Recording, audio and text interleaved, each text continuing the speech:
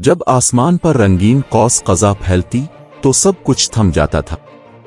हवा में एक अजीब सा जादू था और दुनिया रंगों से सजी हुई लगती थी। एक दिन एक छोटा सा भेड़ का बच्चा लाला मैदान में खेलते हुए आसमान की तरफ देख रहा था। उसने अचानक आसमान में कुछ खास देखा, एक रंगीन ट्रेन जो बादलों में घूम रही थी, जैसे वो कौस कज़ा के रंगों को इकट्ठा कर रही हो। लाला का दिल धड़कने लगा।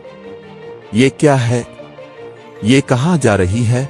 उसने खुद से पूछा। उसने सोचा कि उसे इस ट्रेन के बारे में कुछ मालूम करना चाहिए, लेकिन सवालात उसके दिमाग में जमा हो गए। वो फौरन बब्बू, अपने दोस्त जो कि एक बूढ़ा उल्लू था, के पास गई। बब्बू, क्या तुमने आसमान पर रंगीन ट्रेन देखी? वो कहाँ जा रही है? लाला ने पूछा। बब्बू ने सर हिलाते हुए जवाब दिया, ये कोई आम ट्रेन नहीं है लाला। ये रंगीन ट्रेन है जो कौस कज़ा के रंगों को जमा करती है और दुनिया के मुख्तलिफ जानवरों को वो रंग फराहम करती है ताकि दुनिया में खुशी और खूबसूरती आ सके। लाला की आंखों में चमक आ गई। क्या मैं इस ट्रेन का हिस्सा बन सकता हूं? इसने पूछा।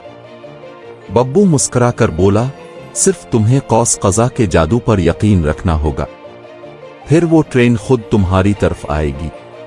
और उसी लम्हे लाला के दिल में एक नया ख्वाब पैदा हुआ, दुनिया के रंगों की कहानी जानने का ख्वाब।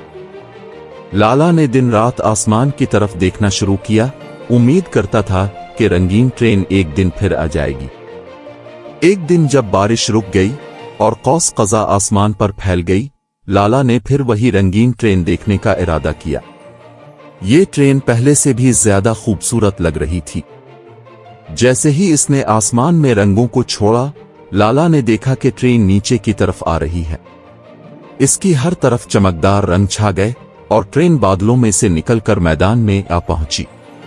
लाला बेहद खुश हो गया और फौरन दौड़कर ट्रेन की तरफ गया। लाला खुशी से ट्रेन में सवार हो गया। वो रंगों के इस जादुई सफर का हिस्सा बनने के लिए तैयार था। रंगीन ट्रेन आसमान में बुलंद हुई और लाला ने नीचे की दुनिया को रंगीन होते देखा। पहला स्टॉप एक बाग था जहां फूल मुरझा गए थे। जैसे ही ट्रेन ने रंगों को गिरा दिया, फूल दोबारा खिल उठे और बाग रोशन हो गया।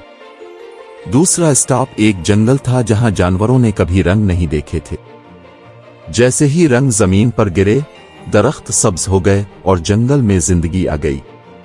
लाला खुशी से भर गया।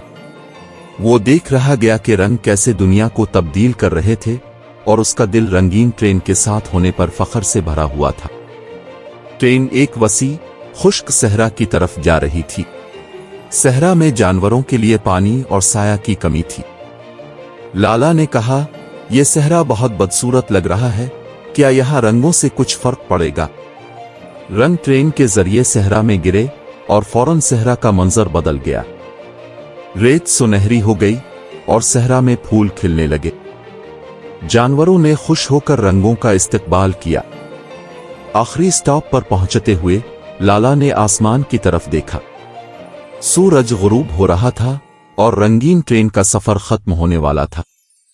लाला ने आखिरी बार रंगीन ट्रेन को देखा और कहा, यह जादू हमेशा मेरे दिल में रहेगा। लाला ने दुनिया में रंगों की कहानियां सुनाना शुरू कर दें और बताया कि रंग कैसे दुनिया को रोशन करते हैं। और उसने समझा कि रंगों की ताकत सिर्फ ज़ाहिरी खूबसूरती तक महदूद नहीं होती, बल्कि ये दिलों को खुशी, मोहब्बत और उम्मीद भी देते हैं।